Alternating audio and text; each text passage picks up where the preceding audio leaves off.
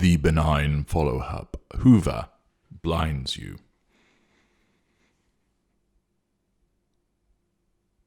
Emotional thinking is the enemy. Most people do not know of its existence and fail to recognize it when it manifests, so that they are misled by flawed logic. This occurs when a narcissist comes along and executes a benign follow-up Hoover. There are many different types of Hoover. If you escape us, in the immediate aftermath, most of the time, you will receive what is called the initial grant Hoover, especially if you are the intimate partner, primary source, where the narcissist pulls out all of the stops to get you back. To bring you back into the formal relationship, and sometimes that will indeed work. You come back, you seek to reconcile, you return home, you start the relationship up again. If the narcissist disengages from you, or you escape and stay escaped, then thereafter you face follow-up Hoovers. Follow-up Hoovers can take any form: a telephone call, a text message, hanging around outside your house, hoovering by proxy through a friend or a relative.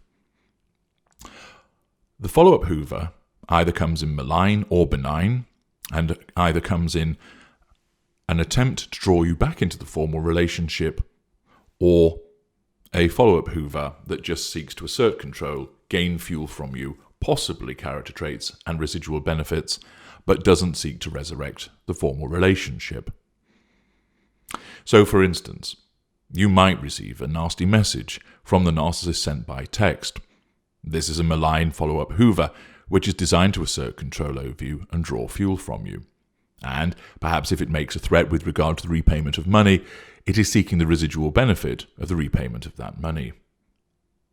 If the narcissist contacts you some point in the future, professing to have changed his ways, mended his behavior, expressing regret for how things ended, and asking if you would meet and discuss matters with him, perhaps look at giving him another chance,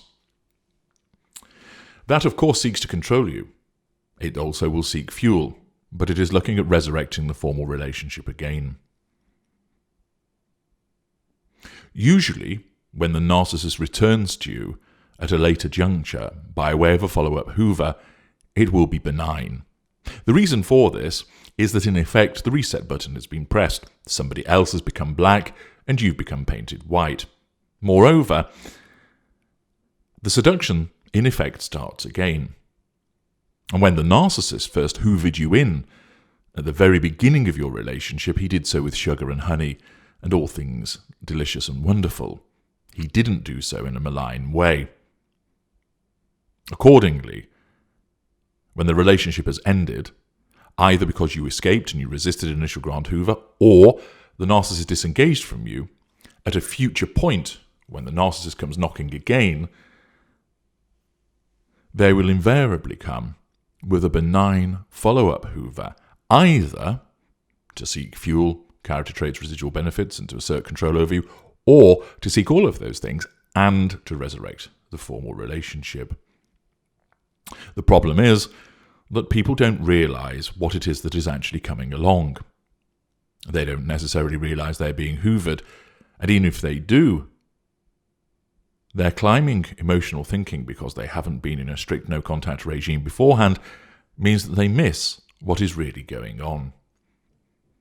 This video, not only explaining to you those dynamics and mechanics that I've just explained, also provides you with an analogy referencing the video Like a Motorway, which I recommend that you listen to also. You know how much I like to drive my car. It's an impressive vehicle. It is fast, attractive, and demonstrates to the world beyond just how superior I am, demonstrating it to other road users as I surge past them with just the slightest pressure on the accelerator. Cocooned inside this metal shell, I race from place to place in order to carry out my engagements, gathering fuel in this place, ensuring a devaluation is doled out in that place, and dropping by at the other place to open the passenger door and to tempt you with this follow-up Hoover to clamber back into the passenger seat, giving you a winning smile and a reassurance that last time I made a mistake. You remember last time, don't you?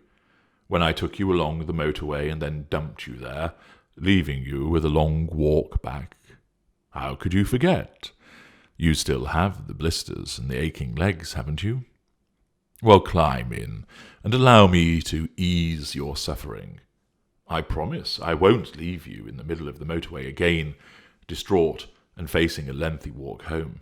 No, I am sorry about that.